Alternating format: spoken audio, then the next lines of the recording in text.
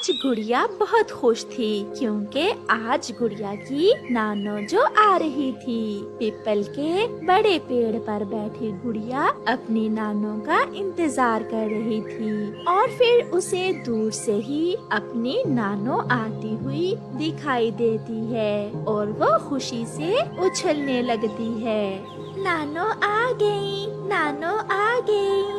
ऐसे कहते हुए गुड़िया उड़कर अपनी नानो की तरफ जाती है। नानो, मैं सुबह से ही आपका इंतजार कर रही थी। बहुत गर्मी थी गुड़िया बेटी, बहुत मुश्किल से यहाँ तक पहुँची हूँ। फिर गुड़िया और उसकी नानो घर आ जाती हैं। गुड़िया की मम्मा नानो को ठंडा लाल शरबत देती है। बारिश हुए भी काफी समय बीत गया है, इसलिए गर्मी बहुत बढ़ गई है। नानो, नानो, मेरे लिए क्या लाई है? मैं अपनी गुड़िया के लिए लाई हूँ छोटी सी गुड़िया। ये कहते हुए गुड़िया की नानो अपने थैले से गुड़िया को एक गुड़िया निकाल कर देती है, जिसे देखकर गुड़िया बहुत खुश होती है। माँ, सब पड़ोसी ठीक थे क्या?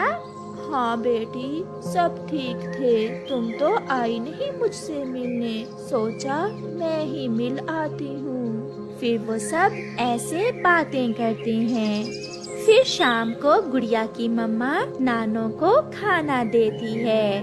मम्मा, मैं भी खाना नानो के साथ ही खाऊंगी।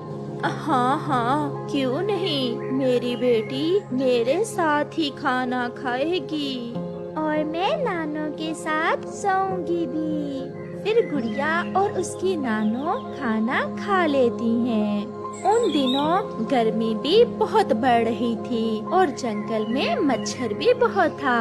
पहले तो वो सब बैठकर बातें करते रहते हैं, मगर जब गुड़िया की मम्मा सोने के समय अपना पंखा चलाती है तो वो खराब था।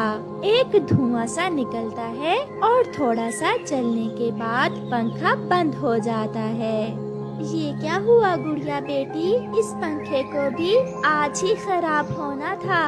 मम्मा, पंखे की तार जल गई है। उधर मच्छर भी नानो के गिर्द गिर्द था।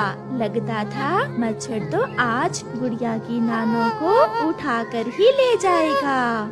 रानो बेटी, यहाँ तो मच्छर बहुत है, मैं बहुत थकी हुई हूँ, कैसे नींद आएगी? आप चिंता न करें माँ, मेरी पड़ोसन कव्वी के घर में एसी लगा हुआ है। आज की रात हम सब वहाँ चले जाते हैं। फिर वो सब गोरी कव्वी के घर चले जाते हैं। गोरी बहन, मेरा पंखा भी आज ही खराब होना था। माँ जी आई हुई है, मच्छर तो सोने नहीं दे रहा था, इसलिए आज की रात हम आपके पास ही रुकेंगे। गोरी तो चुप रहती है, मगर कालू कौवा जो थोड़ा सा गोरी कव्वी से अच्छा था कहता है, हाँ हाँ चिड़िया रानी, ये घर भी आपका अपना ही है।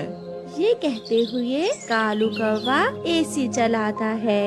एसी की ठंडी हवा के आते ही गुड़िया और नानो तो सो जाती हैं। चिड़िया, मैं चुप इसलिए थी कि एसी का बिजली का बिल भी बहुत आता है, मैं तो कभी कभार ही एसी चलाती हूँ। कोई बात नहीं गोरी बहन, इस बार जब बिजली का बिल आएगा तो मैं उसमें से कुछ पैसे दे दूंगी। ये सुनकर गोरी कव्वी बहुत खुश होती है। रात गुजर जाती है और फिर गुड़िया की नानो भी वापस चली जाती है। गुड़िया और उसकी मम्मा अपने घर में बैठी हुई थी। गुड़िया आज बहुत उदास थी। कल इस समय नानो रास्ते में हमारे पास आ रही थी। मुझे पता है बेटी, आप बहुत उदास हो, चिंता ना करो, जब गर्मियों की छुट्टियां होंगी तो मैं आपको ले जाऊंगी नानो के पास।